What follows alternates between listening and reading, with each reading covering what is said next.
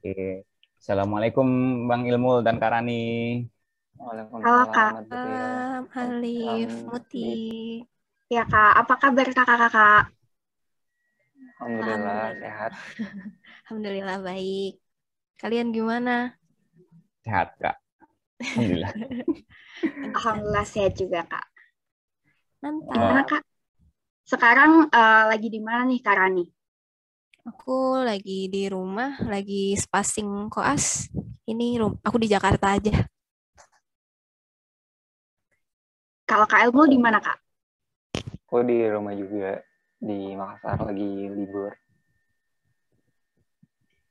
Oh, ini kita makasih banget nih Bang Ilmul sama Karani udah benar meluangkan waktu buat hadir di tengah kesibukan ya. Kayaknya kan kakak-kakak klinik kita nih kayak sibuk tiada henti ya. Nah, kebetulan So lagi sibuk nggak aja sibuk sih. minggu ini. Oh, Alhamdulillah. Berarti kita nggak ngeganggu ya Liv ya? Ya, Nggak dong. Alhamdulillah.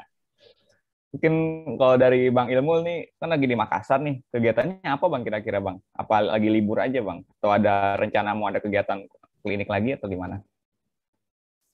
Kalau sekarang sih lagi libur ya. Sekarang kan menjelang Ramadan, menjelang Lebaran, di liburin dulu. Tapi habis ini balik lagi lanjut koas. Take a break dulu ya. Koasnya offline berarti Bang ya? Ke Jakarta lagi ya? Balik ke Jakarta. Iya, koas kemarin kan koas UIN dari 2020 itu pas awal pandemi sempat kosong dulu. Kemudian online.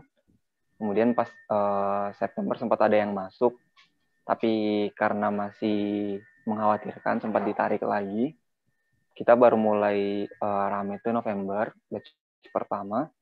Kemudian aku masuk koasnya kembali itu 4 Januari kemarin.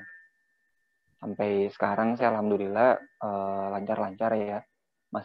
Koas masih bisa tetap masuk offline dan sebagian ada yang di online kan juga. Jadi dari SMF ada yang ngurusin koas online, ada yang ngurusin koas yang lagi onsite. Walaupun memang banyak keterbatasan ya. Gitu ya. Kalau Karan ini kayaknya kelihatan di IG-nya sibuk banget nih. Enggak sih, enggak jauh beda sama Kak Ilmul. Lagi spasing juga. Baru selesai stase kemarin hari Jumat, terus alhamdulillah dapat spasing 2 minggu pas Lebaran ini. Terus karena berhubung aku emang dari Jakarta, jadi ya nggak kemana-mana. Pandemi juga kan. Terus sebenarnya sama sih kegiatannya sama Kak Ilmul juga, cuma bedanya karena aku di satu angkatan di bawahnya kan, jadi aku masuk kelasnya belakangan. Aku masuk, angkatanku tuh masuk Maret, tapi Maret baru setengahnya lagi baru bulan April kemarin. Oh, berarti kan Bang Ilmu kan angkatan 2015, Kak Rani 2016. Berarti kalau pandemi ini masih bisa ketemu di rumah sakit berarti Kak ya? Walaupun jarang mungkin ya. Bisa. Masih. Bisa. Walaupun ya apa ya? Kita kalau berbeda stase, kadang kegiatannya masing-masing itu sibuk masing-masing. Jadi kadang berpapasan kalau misalnya nggak sengaja. Paling seperti itu. Di koridor gitu ya, lagi jalan masing-masing terketemu gitu biasanya. Kan ada kelas, teman angkatan aja susah ya kita ketemu. Iya. Kalau di kampus kan kalian tiap hari bareng, kuliah bareng. Satu kelas. Ini sama teman deket aja kadang ketemunya jarang, susah. Oh, ini Kak, kita mau ngobrol-ngobrol, ada beberapa pertanyaan titipan dari teman-teman Angti nih. Jadi ingin bisa sharing dengan Kak Ilmu dan Kak Rani. Mungkin kita mulai dari pengalaman kali Kak ya. Jadi boleh dong mungkin dari Kak Ilmu atau dan Kak Rani bisa sharing pengalaman-pengalaman yang berkesan dari Caang, terus saat menjadi Angti, dan bahkan saat setelah menjadi Angpur sekarang ini gitu. Mungkin boleh dari Kak Ilmu dulu kali ya, yang angkatannya lebih di atas. Kalau dibilang berkesan banyak banget, ntar nggak kelar nih kita ceritanya. Jadi kan aku angkatan 2015, masuk SMR berarti 2016 ya. 2016 awal, sekitar bulan Januari kalau nggak salah opreknya. karena kita masih bukan suasana pandemi kayak sekarang ya. Jadi benar-benar pada saat seleksi itu bisa dibilang USMR paling ketat lah ya dibanding seleksi yang lain. Kami ngikutin alur kaderisasi sekitar 4 bulan kalau nggak salah. Dan itu satu kenangan yang mungkin nggak bakalan bisa dilupain ya. Kalau mungkin ada adik sekarang yang angkatannya Alif kan nggak sempat ngikutin masa kaderisasi ya. Ngikutin dong, Kak. Online. Ngikutin online. Kak. Sampai angmut lah. Masih dapat jadi caang, jadi angmut. Iya, Kak. Kalau aku dulu tuh malah pelantikan udah angmut. Jadi masa caangnya memang lumayan panjang. Jadi ada tes fisik, tes skill. Dan itu masa-masa di mana kita benar-benar dituntut untuk kekompakan satu angkatan. Karena memang ternyata itu sangat diperlukan ke depannya. Kalian kalau mau jadi relawan, mau kerja sama-sama orang, harus bisa bareng-bareng, harus bisa kerja sama. Nggak mentingin lihat kalau kalian bisa selamat sendiri, tapi kan kita TBM mikirnya kita mau bantuin orang nih. Kita harus bisa kerja bareng-bareng. Apa yang bisa kita bantu, kita bantuin. Walaupun yang kesusahan mungkin bukan masalah dari kita, tapi kita tetap bareng-bareng. Itu kalau masa-masa caang mungkin terlupakan lah ya. Terus habis itu aku masuk USMR jadi anggota muda. Aku divisinya bareng kita berarti Yaran. Kaderisasi lagi dapatnya. Terus yang paling berkesan itu masa-masa pendidikan sih, terutama Dikjud, karena di Dikjud itu kalian pasti dapat materi yang nggak didapetin sama anak-anak non TBM di kampus, karena kita ngelatih kayak jungle rescue, vertical rescue, water rescue, ya paling nggak nyemplung di air, ngerasain kan cara bikin tenda di hutan, ya walaupun nggak se-ekstrim mungkin anak-anak pecinta alam, tapi kita sebagai dokter itu salah satu pengalaman loh ya. Takutnya gini, kalian kan kita di Jakarta nih, Indonesia masih momok dengan banjir. Mungkin satu ketika kalian dapat kesempatan jadi relawan banjir misalnya, ataupun mungkin kalian nggak jadi relawan tapi nauzubillah daerah kalian yang banjir, datang nih kapal karet buat nolongin kalian. Ternyata naik di perahu karet itu nggak segampang yang kita kira loh. Ada tekniknya, cara ngangkat orang segala macam, dan itu harus dipelajari. Paling nggak kalian pernah ngerasain. Itu sih yang pengalaman-pengalaman yang nggak terlupain di USMR ya. Wah, ternyata seru banget ya, Alif ya. Apalagi Iya. Dikjud nih, Liv. Gimana kita belum ngerasain nih, Liv? Bikin mupeng aja Bang Ilmul ya. Bener banget. Boleh, kalian nanti mudah-mudahan kalau udah selesai pandemi, kalian rasain aja. Kalian bikin program sendiri lah buat latihan-latihan Dikjudnya. Seru banget kok itu. Amin. Gas, Lip. Ditunggu, Lip. Gas. Dikjud 2 angkatan, Lip. Ini kan Kak Ilmul udah nih. Sekarang kita coba tanya ke adik divisinya Kak Ilmul, Kak Rani nih. Gimana Kak Rani? Boleh dong Kak sharing-sharing Kak? Pengalaman sebenarnya emang secara garis besar itu yang paling berkesan itu 2 sih, yang udah dijelasin Kak Ilmul juga, pas masa caang sama pas masa pendidikan. Pas caang tuh kayak ya kalau caang pas sebelum online, pas masih offline tuh lumayan lama, dan mungkin suka ada gosip-gosip kayak capek lah, inilah itulah. Nggak sepenuhnya salah, tapi ya sebenarnya nggak gitu juga sih gitu. Kayak aku pribadi ngerasa kayak kalau USMR itu kan pas caang itu lebih ditekanin di fisik kan emang. Dan aku ngerasa kayak fisiknya itu kepakainya nanti pas udah pendidikan, karena pas mulai pendidikan kan kita udah mulai pegang project macam-macam, latfisnya mulai nggak sesering pas caang, tapi karena pas caang udah latfis, udah kebentuk lah istilahnya fisiknya gitu. Terus kayak kalau aku pribadi pas masa-masa caang tuh masa-masa paling deket sama angtiku sendiri gitu.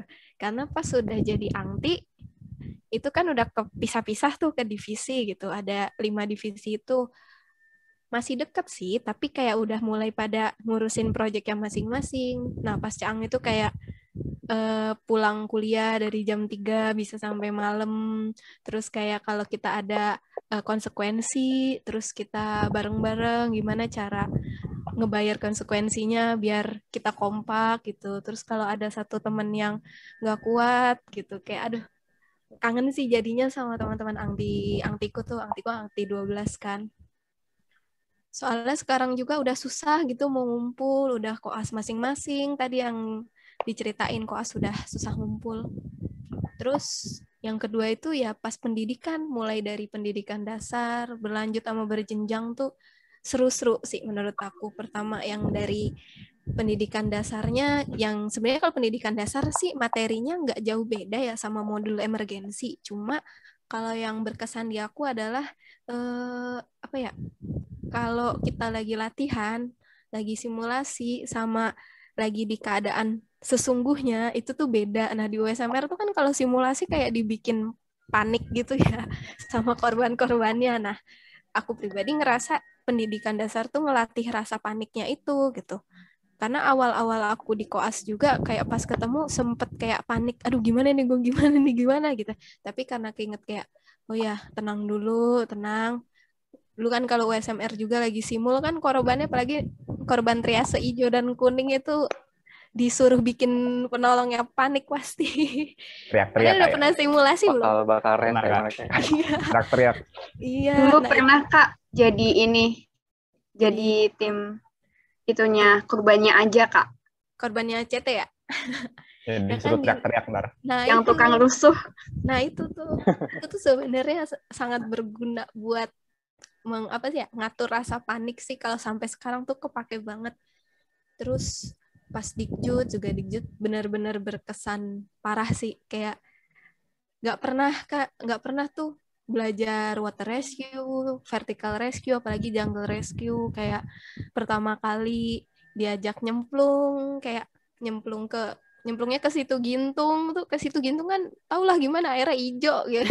Sengaja dicemplungin gitu ya, pulang-pulang Masih mending aku gatal. ya berarti di Pamulang ya. Iya, di Pamulang masih bener itu, airnya masih lebih bersih. Di situ Gintung hijau. Dicemplungin, terus susah. Dayung itu susah. Kalian udah pas Dikjud, udah materi belum? Tapi kalau Udah secara sih Kak, materi udah, kurang tahu Nah, praktek tuh. doang. Nanti praktek tuh yang apa sih? Istilahnya RGT apalah itulah, yang teknik-tekniknya itu minta ajarin lagi aja. Kan biasanya kita kalau water rescue barengnya sama anak mapalanya UIN tuh. Mereka mah udah jago lah ya untuk urusan itu. Seru sih itu, kayak sengaja ditebalikin biar kita nyemplung gitu. Kayak outbound gitu deh kalau di anak-anak sekolahan. Terus yang paling seru menurutku ya jungle rescue. Kayak aku inget tuh waktu itu aku habis Finpro. Kalian ada Finpro nggak sih? Nah, Ada Kak. kelar Finpro, kita berangkat, ganti baju, berangkat tengah malam. Enggak tengah malam sih, berangkat tengah malam. Ya malam-malam ya itu. Gara-gara ya ketabrak Finpro tuh. Nah, terus berangkat, nyampe sekitar ya jam 10 lah nyampe di bumi perkemahannya. Tapi bumi perkemahannya bukan kayak Cibubur gitu ya, kayak gunung, di kaki gunung gitu kan. Bangun tenda itu kita gak pernah bangun tenda sejam, gak selesai ngebangun tenda, udah dingin, gelap, ngantuk. Itu kayak seru sih, berkesan, tapi kayak ya bikin kadang sama teman kayak ih buruan dong ini ya gitu. Tapi jadi berkesan. Terus kayak diajarin, kalian udah diajarin kayak nafdar belum? Nafdar, terus macem-macem gitu-gitunya. Itu kan juga diajarin tuh sama anak mapalanya. Terus sama kakak-kakaknya juga sengaja disesatin ke dalam-dalam. Kita naik-naik sampai kepleset. Itu emang sengaja tracknya gitu. Seru, tapi kayak kepleset, terus disuruh bikin apa sih tuh yang kayak bivak alam, bivak buatan. Terus disuruh makan buah-buah yang kita nggak tahu itu buah apa. Udah disuruh makan, kayak nih coba aja makan, enak kok, disuruh nyobain. Ya, dimakan 1 daun tuh dimakan. enak sih, asem-asem gimana gitu, tapi lupa namanya apa. Ada kalian kalau Dikjut seru banget. Terus Masak-masak sendiri, nggak boleh ke iya warung masak. ya. Iya nggak boleh ke warung, padahal warung mah deket ya, tapi dibilang nggak boleh ke warung tuh parah ya emang. Terus tapi kayak belajar masak nasi, yang awalnya tuh hari pertama nasinya gosong, kan bawanya bawa nesting ya, nggak mungkin bawa magicom kan. Tahu nesting? Tahu Kak? Ya, nah bawa nesting sama kompornya itu, ya alhamdulillah sih ya suruh bawa kompor, nggak disuruh bikin api sendiri. Itu masak nasi sampai nasinya gosong. Ngintip ya Kak? Mm-mm. Terus nasinya gosong, baru di hari ketiga nasinya mulai enak. Tuh nanti kalian kalau mau Dikjut jangan lupa belajar masak nasi. Masak nasi terus bawa makanannya kayak makanannya tuh waktu itu kelompokku satu-satunya yang makanan yang enak adalah ininya apa, bumbu pecel itu doang, gara-gara ada temanku yang menyelipkan bumbu pecel beku gitu diselipin. Wah, Terus parah nih. Padahal aturannya tuh kita nggak boleh bawa makanan tambahan ya, sesuai list aja. kan buat bikin sayur, kan waktu itu suruh bikin sayur, kita sayurnya Oh, pecel. oke. Jangan diikutin ikutin sih asal nggak ketahuan kakaknya mah. Berarti acaranya dihandle sama mapalanya apa dari pihak angti atasnya, Kak? Dua-duanya. Jadi kalau aku waktu jadi angkatan atas itu sebenarnya dipegangnya itu kan utamanya sama anak diklat, tapi yang lain juga bantuin kan, otomatis yang angti atas. Nah itu kayak kita ngatur secara teknis yang rundown-nya lah, apanya lah, ininya lah. Terus simul kan ada simulnya juga tuh pas di hari ketiga. Nah, kita juga yang secara simulasinya, cuma pas pelatihannya itu anak-anak Mapala kita undang juga kan. Nah, anak Mapalanya itu yang ngasih materi, terus anak Mapalanya juga yang bikin petanya apa ya. Soalnya kan kita juga ya walaupun udah angti atas nggak jago-jago banget lah, yang ada nanti nyasarin kalian malah ini kan mereka yang bikinin gitu. Jadi kayak collab aja gitu sama mereka. Banyak ilmu dari mereka yang bisa kita serap dan itu seru banget. Sama vertical rescue juga seru. Nanjak kita disuruh naik ke, kan ada wall climbing di mana UIN 1 tuh punyanya Arkadia. Nah, ya itu nama mapalanya Arkadia. Lupa aku tadi. Nah, itu sama mereka disuruh Arkadia diajarin Ranita, manjat. Iya, Arkadia sama Ranita. Terus ya udah naik gitu, belajar yang takut-takut ketinggian kayak aku tuh awalnya takut, tapi mereka kayak nggak apa-apa ini pakai pengaman, terus ada yang sampai nangis gitu saking takut ketinggian. Seru dah pokoknya, kalian harus Dikjut. Nanti Pak Musik ini udah pengen Dikjut banget kayaknya. Iya nih kita udah benar-benar kita bikin mupeng. Udah nyeler banget nih Kak Dikjut. Berarti waktu manfaatkan Dikjut berarti waktu Karani dulu jadi adik angtinya Bang Ilmu, berarti waktu masih Cang Bang Ilmunya galak berarti Kak ya, dimarah-marahin mulu ya? Wah enggak. Ya, kalau Bang Ilmu tuh gini yang baik kok. Ya dia tuh nggak jelas gitu loh. Jadi dia tuh yang tipenya kan kita pasti kan ya ini rahasianya kader. Pokoknya emang ada keseimbangan lah ya.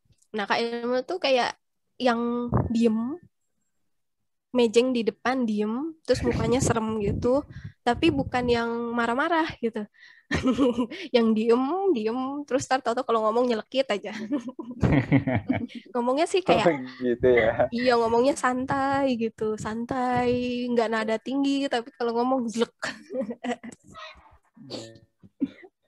Bagian penanaman nilai. Mantap. Coba mungkin lanjut ya Muti ya, kita ada pertanyaan lanjutan tuh, kan kakak ini kan udah jadi angpur gitu, udah purna sebagai USML dengan manfaatnya yang begitu banyak dari Dikjut, dari Dikdas dan acara-acara lain gitu.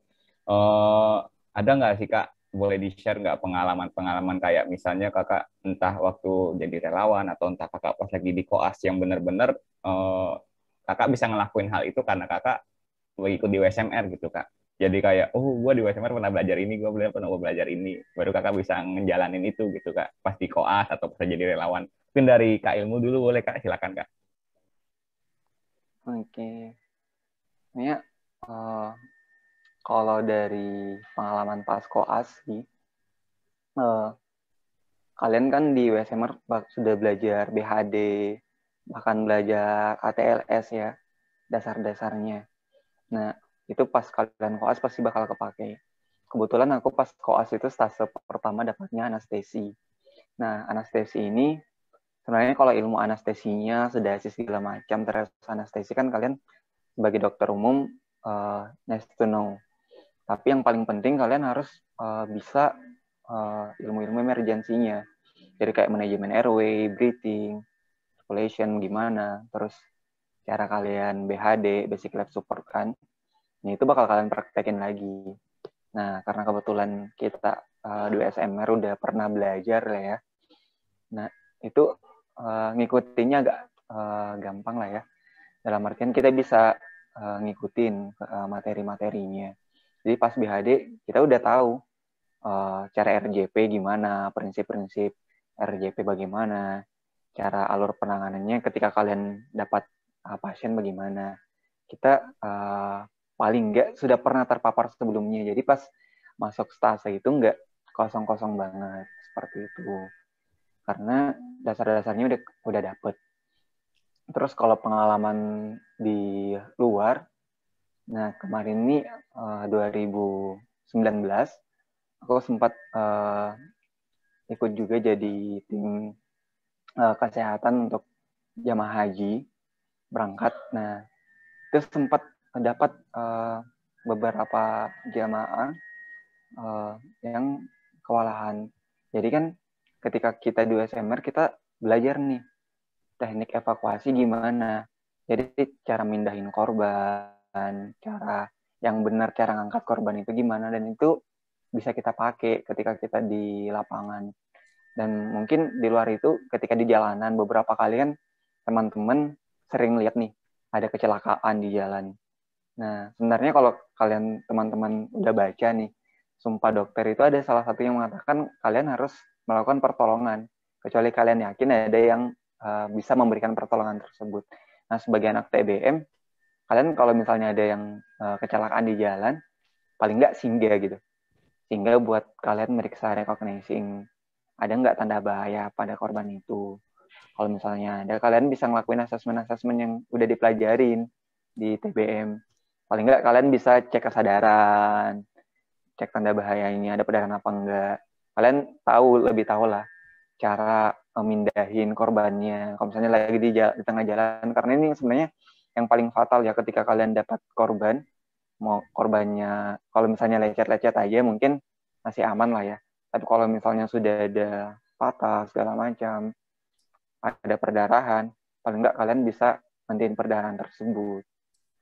Pernah sih beberapa kali, pernah sekali juga dapat korban lagi main, terus berdarah kalau nggak salah di daerah dahi ya, pelipisnya kena, kita langsung hentiin perdarahan. Seperti itu sih pengalaman-pengalaman yang ilmu SMR itu paling nggak kalian nggak cuma dapat teori gitu yang ada di kampus, tapi kalian bisa ngerasain feelingnya kalau misalnya di lapangan sebenarnya sih gimana. Nah, itu yang harus kalian dapat di SMR sebagai anak-anak TBM nih. Keren banget ya Muti ya. Kayak udah Ya benar. tergambar. Kalau pengalaman relawan, kalian tanya sama Rani. kayak udah tergambarkan gitu ya, harus ngapain gitu. Ya benar, selangkah lebih maju lah ya Lip daripada yang lain gitu yang belum mendapat kesempatan untuk bergabung di USMR. Nah, kalau dari Kak Rani bagaimana nih Kak? Boleh cerita Kak, karena Kakak kan kemarin sempat meskipun pandemi ya, tapi tetap ikut sebagai relawan ya Kak ya. Gimana tuh Kak, mulai dari caranya masuk menjadi relawan bagaimana, sampai di sana pengalamannya seperti apa? Boleh ceritakan lengkap Kak? Nanti boleh deh dari awal aku cerita, nanti sambil aku selip-selipin lah ya perannya USMR pas aku turun relawan ini gimana. Sebenarnya USMR itu sangat-sangat amat berperan, mulai dari pertama gimana aku bisa jadi relawan itu pun sebenarnya dari USMR. Aku ingat itu sebenarnya awalnya itu proyeknya angkatannya si Azmul yang bawa aku tuh yang 2017, Angti 13. mereka turun banjir tuh waktu itu. Terus aku karena waktu itu lagi break antara preklinik ke koas, ya itu terus akhirnya aku ikut aja tuh kayak Mas Mul ikut dong gitu. Terus kata dia, oh boleh Kak, boleh. Ikutlah aku. Nah, pas itu aku kenalan sama teman-teman relawan. Karena kan kita USMR juga dipecah tuh ke beberapa tempat. Nah, teman-teman yang USMR karena masih kuliah, akhirnya mereka ya udah kuliah lagi. Dan aku gabut. Aku lanjut. Pas diajakin, Ran mau ikut nggak? Ya udah ikut, ayo gitu. Terus ya udah akhirnya begitu terus karena kenalan setiap turun kenalan sama orang, setiap turun kenalan sama orang. Jadi ketika mereka butuh kita tuh kalau di lapangan sebenarnya dianggap dokter, walaupun mau lu masih preklinik, mau lu udah koas, pokoknya lu dokter gitu. Intinya yang mereka anggap gitu kan. Jadi kalau mereka butuh dokter, kadang mereka ngechatin aku, bahkan sampai sekarang pas aku koas suka nanya, Ran bisa turun nggak? Terus aku bilang nggak bisa, tar dulu gue cariin adik kelas gue ya. Terus ya contohnya kayak waktu itu aku ngarahin Nada, Anas, itu kayak aku minta mau ikut nggak turun gitu, biasanya kayak gitu. Mungkin nanti kalau kalian kosong-kosong gitu, udah lagi libur gimana gitu, coba aja kontak aku, nanti aku coba cariin gitu. Itu kalau cara masuknya. Sebenarnya cara masuk macam-macam, beda lembaga, beda cara, bahkan ada the power of orang dalam juga ada. Terus kalau buat USMR tuh peran USMR gede banget. Pertama itu dari apa ya? Sebenarnya secara garis besar yang aku rasain selama aku di USMR itu adalah sebuah simulasi pada keadaan yang sesungguhnya gitu. Mulai dari apa yang harus dilakuin gitu. Kayak dari emergensinya, terus gimana ya, saya kadang kalau kita ketemu pasien jatuh luka itu tuh kayak sebenarnya cuma perdarahan, tapi itu kalau kita belum pernah latihan, kita cuma preklinik belajar teori aja, pasti panik pasti itu yang namanya ngedep pasti lupa kalau nggak pernah simulasi gitu. Kalau teori-teori misalnya cuma di modul emergensi aja gitu. Kecuali emang pas turun relawannya itu kita pelayanan kesehatan. Nah, kalau pelayanan kesehatan itu kan santai, slow gitu ya. Jadi kayak pasien datang, kayak kita kasih obat-obat yang dasar-dasar, obat simptomatik, itu kan bisa dipelajari lewat kita 3,5 tahun kuliah gitu. Cuma buat emergensinya emang ya nolong banget tuh SMR. Terus tadi kan aku cerita tuh ya, Dikjut itu kepake banget sih. Yang aku pakai pas selama aku turun itu 2 water sama jungle. Yang sebenarnya aku tuh awalnya udah lupa kayak udah amat itu ilmu, aku anggapnya nggak penting gitu awalnya. Tapi pas turun ke banjir tuh kemarin tuh yang awal 2021, nggak awal juga sih, bulan Februari lah, ke banjir. Itu benar kata Kak Imul tadi, naik perahunya aja susah. Kayak ada tekniknya gitu, kita mau ngangkat dari atas perahu, mau ngangkat orang aja harus kan diangkat pelampungnya dari belakang, terus kita di dalam air loncat gitu kan, itu susah. Terus ngedayung juga susah. Kayak kalau lagi di lapangan tuh medis itu pokoknya harus ikut bantuin gitu, ikut bantuin dayung, bantuin apa gitu. Dan itu susah kalau nggak pernah tahu, karena kalau aku turun relawan ya, yang aku perhatiin mayoritas itu adalah jebolannya Mapala gitu.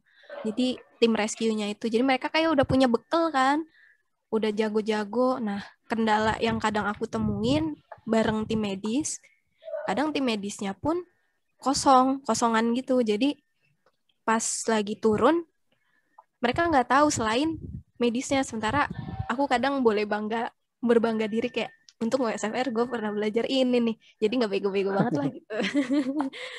Kayaknya dulu pernah diajarin cara ngedayung, oh iya gini cara megangnya, jadi kayak tinggal nge-recall gitu, di-recall diajarin dikit langsung paham. Nah akhirnya efek yang aku rasakan adalah yaitu salah satunya aku diajakin terus karena dianggap apa ya, nggak ngerepotin amat gitu loh kasarnya. Karena kalau kita kosongan, orang di lapangan itu, kalau boleh aku bilang, orang di lapangan tuh maunya yang set gitu loh, yang cepet. Namanya juga lagi disaster kan. Jadi jangan aneh kalau di USMR tuh kadang kalian suka disuruh GC, suruh lari, suruh apa, suruh buruan deh, gituin sama kakaknya. Sebenarnya itu di kehidupan nyata pun kayak gitu, kayak bangun tidur kayak cepet mandi, udah nggak usah mandi dah, yuk kita turun. Itu ada itu di situ, ada project di situ. Jauh nih gitu, kayak gitu. Itu beneran loh, sumpah. Dari segi itunya aja ada di kehidupannya. Dikit 3 hari nggak mandi berarti ya, Ran? Mandi hari terakhir. Baru terakhir mandi. Pas mau pulang. Lengket ya Kak ya. Iya, abis nyemplung ke kali itu kalau nggak salah kan diajakin Kak siapa itu kayak ada kali tuh di situ, ya udah ikut aja ke Dikjud. Pernah juga sih aku turun relawan nggak mandi 3 hari juga, nggak ada air. Sama ini paling Dikjud itu kan materi-materi banyak tuh ya diajarin ya sama teman-teman Arkadia. Itu juga kepake tuh pas aku kemarin di Merapi, kayak mereka mereka tuh bener-bener ngejembrengin petanya Jogja sama petanya Merapi, terus kayak apa sih tuh ada azimut itu ya kalau nggak salah, lupa aku deh. Nah itu mereka ngomongin itu kan, nah aku seneng aja kayak ya wah aku paham nih, dulu pernah belajar di USMR, kayak ilmu nafdarnya itu kayak kerikol lagi, ada lagi, terus kayak pernah juga aku lagi hiking kan karena jalanan sama jembatannya longsor di Bogor waktu itu, jadi hiking ke jalan setapak itu hujan, air habis. Itu tuh kayak nemu botol di jalan, akhirnya begini, diajarin udah nggak apa-apa, digituin kan sama mereka. Itu kan dulu diajarin kita makan macem-macem tuh pas Dikjud ya, yang tadi aku bilang suruh makan ini makan itu kayak di situ beneran aku disuruh makan, ini ada buah ini, lu makan aja dah gitu, daripada ntar pingsan lagi hujan kedinginan, terus pas aus nadangin, ini misalnya kayak botol gitu, ini nadangin gitu kayak nadangin air hujan sampai penuh, manis rasanya tuh air hujan. Gitu. Udah sih paling. Berarti kalau Karani itu kalau gabut dia cari ini ya buat relawan. Beda sama kita yang Muti. Kalau kita Iya, gabut beda kan banget. rebahan, tidur. Rebahan gitu ya. Merasa berdosa banget aku ini. Kita coba lanjut nih. Oh, mau nanya lagi nih kakak-kakak. Kan kakak-kakak ini kan udah merasakan ya keadaan klinik atau keadaan klinik sebelum pandemi dan keadaan klinik setelah pandemi gitu kan. Mungkin boleh dong Kak di-share gitu. Apa sih yang benar-benar membedakan dan benar-benar ada hal yang signifikan dari klinis kegiatan klinik sebelum pandemi dengan sesudah pandemi kayak sekarang. Mungkin dari Bang Ilmu gimana Bang? Seperti yang udah kenyang nih di fase klinik. Oke, jadi aku kan masuk kelasnya 2019 awal ya. Jadi alhamdulillah udah dapat koas setahun sebelum pandemi. Jadi lumayan ngerasain lah ya. Dan setelah pandemi ini, menurut aku mungkin yang sangat menyayangkan ya. Mungkin menyayangkan tapi leha-leha juga jadinya. Itu nggak ada jam jaga. Jadi kalau kita di RSF, jam jaga itu udah dihilangin, jaga malam. Padahal dulunya nih, kita kalau koas kayak bedah, objin, itu bisa nginep, mandi, makan tuh di RS semua. Karena kan jam kita masuk itu kan jam 7 sampai jam 4. Normalnya ya, jam 7 sampai jam 4. Setelah itu bakal jam jaga dari jam 4 sore itu sampai jam 6 ataupun sampai jam 7 pagi besoknya. Jadi kalau misalnya kalian ke bagian jaga malam, ya udah kalian nginep aja di RS selama 36 jam di RS. Motor kalian nggak bergerak tuh di parkiran. Baru balik. Habis itu paling 2 malam kemudian jaga lagi. Nah, keadaan-keadaan seperti itu yang sekarang udah nggak ada. Tapi pada saat jaga itu memang kalian bakal dapat banyak pengalaman. Karena banyak ilmu penerapannya bahkan pada saat kalian jaga. Misalnya nih jaga bedah, kalian akan ditempatkan di IGD. Kalian bakal nanganin pasien-pasien yang baru datang. Jadi kalian bisa belajar hacking segala macam. Misalnya objin, semua pasien-pasien yang baru datang, misalnya dia KPD, ketebalan pecah dini, atau dia preeklamsi. Kalian walaupun sebenarnya bacanya masih bingung-bingung nih, pasiennya dikasih apa ya, tanda-tanda gejalanya gimana ya. Tapi kalau misalnya kalian koas kan, pasien datang nih, kalian nanya keluhannya gimana-gimana. Terus dokternya bilang, deh ini pasiennya preeklamsi. Kalau kalian jadi tahu, oh itu ya preeklamsi. Terus kalian bakal disuruh, deh ambilin ini, masukin MGS 4-nya. Caranya seperti ini ya, kalian perlahan-lahan masukinnya. Kalian itu bakal recall sendiri, bakal tahu sendiri. Oh, dek pasiennya ini ibu hamil sekian-sekian. Kala partus skala sekian misalnya. Kalian coba VT, kalian buka, kalian bisa, oh seperti itu ya. Nah itu pengalaman yang sebenarnya sangat diperlukan bagi koas ya. Karena setelah itu kalian bakal jadi dokter umum, dan setelah kalian jadi dokter kan tanggung jawabnya dari kalian. Kalau ada konsulen, bedanya kalian nih dokter muda koas dibanding konsulen, ya kita sama-sama sebenarnya kalian juga dokter. Pasien-pasien kalian. Yang membedakan tanggung jawabnya belum ada di pundak kalian. Karena kita masih dalam masa pembelajaran. Jadi supervisi. Nah, tanggung jawabnya belum ada di kita, tindakannya kita yang ngelakuin. Dengan begitu, kita bisa menggali ilmu sebanyak-banyaknya. Jadi ketika ada pasien, kita perlakukan sebagaimana kita sebagai dokter gitu.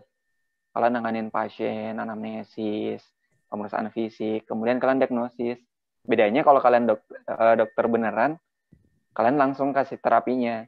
Kalau kita koas, setelah itu kita laporan dulu. Dok, pasiennya seperti ini, dok. Masuk dengan keluhan ini. Setelah itu, baru dokternya bakal ngasih arahan. Ya udah deh, berarti kamu benar, diagnosisnya ini, tandanya ini. Kamu coba kamu berikan obat apa. Biasa kita ditanya seperti dulu itu, jadi kita nggak langsung diinstruksikan. Kadang beberapa juga ada dokter yang langsung kasih instruksi, ya udah kamu jahit aja, seperti itu. Nah, bedanya kalau setelah pandemi ini, jam jaga itu hilang. Kemudian kita udah nggak bisa ke IGD, jadi pasien-pasien yang lini pertama kita tuh nggak berhadapan langsung. Tapi masih mending lah ya, dibanding kita nggak koas sama sekali di rumah sakit. Karena kalau menurut aku PJJ itu gimana ya? Dibilang nggak bermanfaat, nggak juga. Tapi manfaatnya itu mungkin sangat kurang ya dibanding kalau kita beneran masuk di rumah sakit, ketemu pasiennya langsung. Nah, kalau pada saat onset sekarang, jam jaga udah nggak ada, tapi kalian masih bisa ketemu pasien. Jadi kalau misalnya teman-teman nanti ini udah masuk koas dan kebetulan masih masa pandemi seperti ini, manfaatin aja yang pasien-pasien yang ada di Bansal yang bisa kalian dapat, itu benar-benar dipelajarin. Karena nggak bakalan serame dulu kasus-kasusnya. Bahkan teman-teman, kalau kita dulu pas masa objin kan bisa banyak nih dapat partus normal. Kalau sekarang itu bakal ngantri dan jadi kasus yang jarang, seperti itu. Kasian sih, tapi ya mau gimana lagi, kita harus benar-benar memanfaatkan keadaan yang ada. Berarti penting banget ya jaga malam tuh ya Muti ya. Kita kan udah terbiasa melean buat logbook, jadi ya udah bisa. Ya nih, benar. Berarti begadang kita sekarang tuh bermanfaat ya, Liv ya. Jadi ajang latihan gitu. Itu kalau dari Karani mungkin lebih ke ini Kak ya, kegiatan di luar di masyarakat kayak di relawan atau pas terjun ke masyarakat, kira-kira perbedaan signifikannya apa sih Kak kalau dari sebelum pandemi dan setelah pandemi Kak? Kalau di luar ya berarti ya. Di luar itu sebenarnya kalau secara apa ya, yang dipesenin dari gimana ya? Yang dipesenin ke tim medisnya itu berbeda. Berbedanya tuh kayak kita jadi harus lebih ngingetin lagi soal higien sama tentang 5M.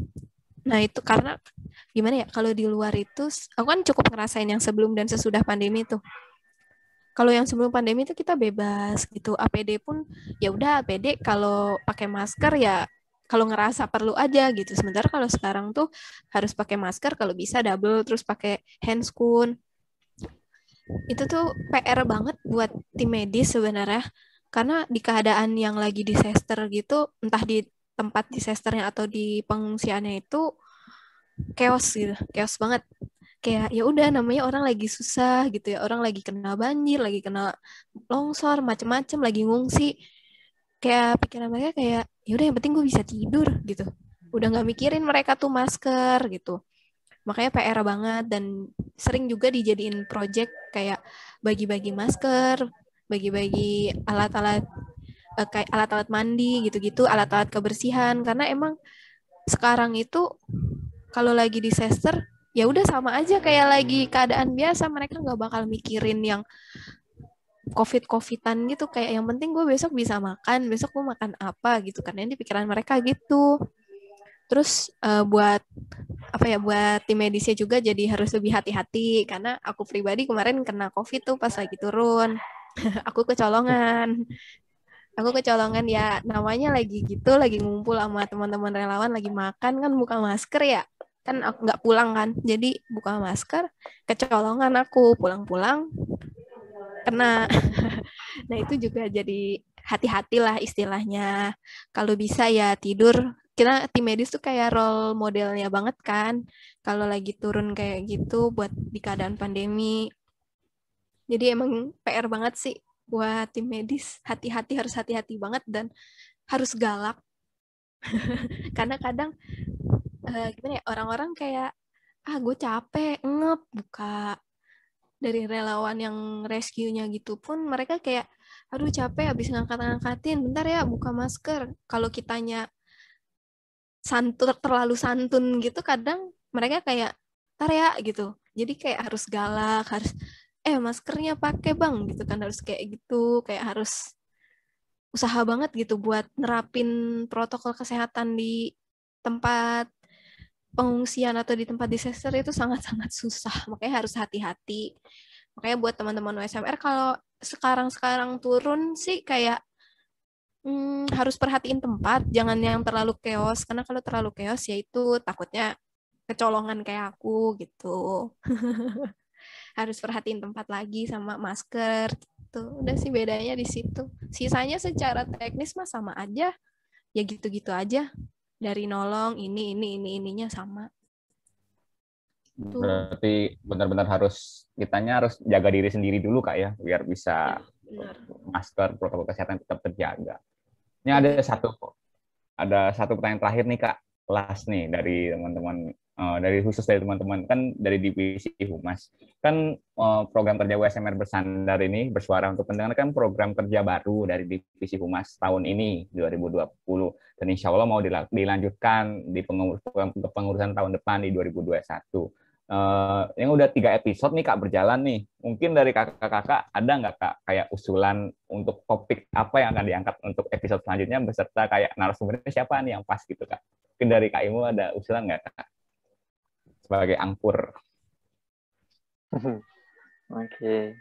Nah, sih kalau dari aku topik-topik yang kita bahas mungkin bisa kita coba mulai ngebahas tentang teori-teori ya. Jadi aplikatif-aplikatif. Jadi kayak kita ngebahas cara penanganan korban atau kita bahas isu-isu yang lagi ngetren, misalnya COVID. Kalau misalnya kita lagi ngebahas tentang kebijakan-kebijakan yang baru nih kayak larangan mudik Ramadan, mudik buat Lebaran. Nah, untuk pematerinya sendiri, kalian bisa coba untuk kalangan USMR nih. Misalnya kayak kakak-kakak yang dari PPDS kan banyak, bahkan beberapa udah ada yang spesialis. Nanti bisalah kita undang-undang beberapa, minta sharing. Kemudian kalau perlu kita minta pemateri dari luar, misalnya yang mumpuni di bidangnya, yang dari Satgas, COVID lah. Atau kita lagi ngebahas materi-materi tentang relawan, kita bisa ngundang dari Basarnas mungkin, BNPB. Bisa-bisa aja menurut aku buat dijadiin narasumber. Oke, makasih banget nih Kak sarannya. Nanti bisa dicatat sama dari tim humasnya ya buat episode berikutnya. Kalau dari Kak Rani kira-kira ada nggak Kak saran-saran khusus gitu Kak? Kalau saran sih mungkin gak jauh beda sih sama Kak Ilmu, mungkin lebih ke materinya lebih didalemin pada satu topik tertentu, terus kayak ngundang orang-orang yang emang kompeten, gak harus orang dari USMR atau FK gitu. Misalnya kayak tadi yang Basarnas, BPBD atau siapapun gitu, orang-orang yang ahli gitu. Karena mungkin USMR bersandar ini biar bisa dinikmati oleh orang lain juga kali ya. Jadi kita ngobrolnya lebih ke arah yang informatif, ngobrol-ngobrol ke kayak apa ya, kayak kita tuh sharing dengan narasumbernya biar orang-orang selain USMR pun bisa menyimak, bisa mendapatkan ilmu. Kan misalnya kalau dari obrolan aku sama Kak Ilmu kan kayak lebih ke arah buat internal USMR kali ya gitu. Atau buat teman-teman yang mau masuk USMR gitu. Nah, mungkin buat kedepannya sih bisa ambil materi misalnya kayak ada dokter siapa gitu. Kalau nggak salah tuh yang USMR bersandar yang berapa tuh kan ada dokter Denny ya kalau nggak salah. Nah, mungkin nanti coba bahas masalah kebedah-bedahan atau apa gitu. Tapi yang implementasinya di kehidupan awam bermasyarakat biasa, bukan buat anak FK doang. Atau misalnya kayak ada Kak Adlin, setahu aku Kak Adlin itu suka ke arah kardio-kardioan, mungkin bisa ditanya materi tentang kardio, tentang menjaga makanan biar kardionya sehat selama pandemi atau selama puasa gitu-gitu. Biar informatif juga ke teman-teman yang non USMR gitu. Oh, gitu ya Kak. Berarti ini bisa jadi evaluasi kita juga ya Mbak Muti ya, biar bisa lebih baik ke depannya. Biar USMR bisa sounding lagi. Iya, benar Kak. Biar acaranya nggak hanya terfokus ke Angti aja gitu, biar bisa ke masyarakat umum. Ya, jadi eksternalisasinya lebih banyak ya, Lip ya. Mantap. Karena udah pertanyaan terakhir, udah nggak terasa nih, udah hampir sejam ya. Wah, bener enak banget nih kalau sharing sama Bang Imu sama Karana ini sampai pagi gas kayaknya, sampai maghrib juga gas kayaknya. Bukan ya. 1001 cerita juga gas, Lip. Karena emang USMR memang nggak ada habisnya kalau diceritain tuh. Mantap Bang. Beda angkatan, beda episode, Lip. Jadi kayak banyak banget nih episodenya. Udah kayak sinetron ya. Perasaan baru berapa minggu yang lalu ketemu Bang Ilmu, ketemu Karana, sekarang ketemu lagi nih kita. Bosan nggak tuh? Kita ketemu lu ya. Enggak dong Kak, kan banyak pengalaman yang diambil. Nggak kerasa nih Kak, karena keterbatasan waktu juga, karena kita juga takut mengganggu kesibukan dari kakak-kakaknya juga. Tapi udah cukup, daftar pertanyaan juga sudah habis. Kami benar-benar terima kasih banyak ke Bang Ilmu dan Kak Rani sudah benar-benar meluangkan waktu ya Muti ya.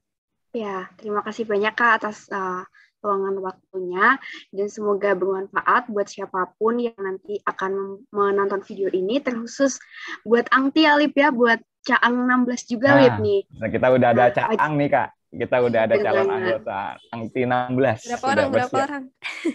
Ada 30 miliaran sama kita. Berapa? 36 ya? 36 atau 37 gitu Kak. Masih lebih banyak dari angkatanku, tenang. Iyalah. Mungkin ada ini nggak Kak? Ada closing statement atau harapan khusus nih buat calon pendengar Caang-Caang yang akan mendengarkan ini nanti kan? Mungkin dari Kak Ilmu dulu, silakan Kak. Oh ya, kalau dari aku sebenarnya secara general aja. Ketika kita jadi mahasiswa FK baik klinik, balik lagi ke diri masing-masing ya. Gimana cara kalian mengambil peluang dan menarik sebanyak-banyaknya ilmu yang bisa kalian dapatkan. Karena waktu kita sama-sama nih, aku, Alif, Muti, Rani, sama-sama di FK kurang lebih 5,5. Kalau sekarang malah 6 tahun ya gara-gara pandemi. Tapi hasilnya pasti akan beda-beda. Ada yang lebih expert di bidang mana, ada teman-teman yang dapat hasil biasa-biasa aja. Nah, usahakan kita bisa dapat hasil yang pengen kita inginkan. Jangan sampai kita jadi dokter yang biasa-biasa aja, bahkan mungkin kurang dalam beberapa hal. Ya kita pasti banyak kurangnya, tapi kita akan selalu berusaha gimana kekurangan itu ditambal dengan kelebihan-kelebihan yang lain. Jadi salah satunya dengan berorganisasi. Organisasi itu bahkan memberikan kalian banyak poin-poin plus yang mungkin nggak didapatkan sama orang-orang yang lain. Dan organisasi, kalau aku sih, karena memang kebanyakannya di USMR kemarin walaupun sempat di DEMA dan DEMA HMPS, karena kebetulan di USMR-nya sebagai ketua, jadi banyak berkiprahnya di USMR ya. Sampai sekarang bahkan kebanyakan sering-seringnya acara USMR ya. Baik, terima kasih banyak Bang Imam. Mungkin dari Karani boleh Kak? Kalau dari aku mungkin lebih ke arah buat Angti dan Caang ya. Cuma mungkin mau ngasih pesan, USMR itu wadah, bukan sekedar organisasi yang kalian tuh ngasih sesuatu, ngejalanin proker tanpa mendapat apa-apa. Di USMR itu banyak yang bisa kalian dapetin, asal kalian itu mencari yang mau kalian dapetin. USMR itu proyeknya banyak, jangan dijadiin beban, tapi diambil manfaatnya. Karena kalau dijadiin beban, misalnya kayak Dikjut itu capek, dibilang capek banget. Disuruh latvis lagi, disuruh naik gunung bawa carrier berat. Jangan diambil itunya, tapi diambil manfaatnya, pinter-pinter nyari kesempatan biar ilmu kalian itu makin banyak. Termasuk juga buat nanti kalau kalian mau masuk koas, kan aku termasuk yang koasnya pandemi, sama banyak-banyak ngambil kesempatan aja gitu. Harus gara-gara nggak jaga, mungkin nanti kalian angkatan di bawah masih bisa pandemi, tapi bisa juga udah balik. Kalau udah balik lagi kan alhamdulillah. Kalau masih pandemi kayak aku, harus pinter-pinter sendiri nyari kesempatan. Entah kalau ada pasien apa, harus kita yang ngedeketin gitu. Pokoknya jangan, dinikmatin aja lah intinya di USMR. Kalaupun emang berat, emang capek, pasti proyeknya banyak USMR kan, dari beda divisi. Dinikmatin, diambil, yang bagusnya insya Allah di kedepannya, entah di koas atau di kehidupan nyata, pasti kepake. Sedikit-sedikit pasti kepake. Amin. Pasti kepake ya, Lip ya. Insya Allah. Makasih banyak nih Kak Ilmul dan Kak Rani udah boleh meluangkan waktu. Mungkin sekian dari kami. Jika ada salah kata nih, mohon maaf banget kakak-kakak semua. Dan juga sekarang udah mau Idul Fitri ya Kak. Kita juga mohon maaf lahir batin nih Kak. Maaf lahir batin ya Kak. Maaf lahir batin ya. Iya. Dan selanjutnya akan ada kenang-kenangan ya Liv ya dari kami, dari USMR. Sertifikat untuk Kak Ilmul dan juga Kak Rani. Mungkin teman-teman operator bisa langsung share screen.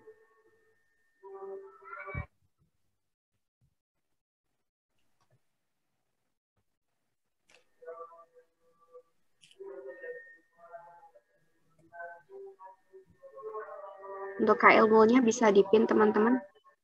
Iya, makasih ya. Mungkin foto terlebih dahulu ya Kak ya. Saya pandu.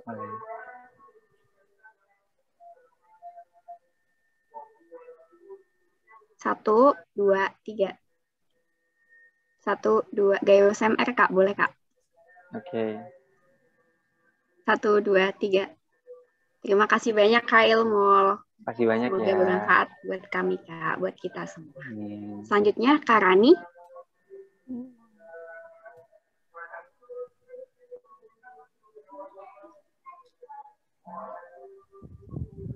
Nah, kakaknya sudah dipin. Silakan bergaya Kak. Aba-aba dari saya ya Kak. 1, 2, 3. Lagi Kak. 1, 2, 3. Cukup. Terima kasih banyak Kak Rani. Terima kasih banyak Kak Ilmul. Ya, makasih ya semua. Mungkin karena sudah memiliki sertifikat, bisa kita tutup ya kakak-kakak semua. Wabillahi taufiq wal hidayah. Wassalamualaikum warahmatullahi wabarakatuh. Waalaikumsalam. Terima kasih banyak. Waalaikumsalam warahmatullahi wabarakatuh.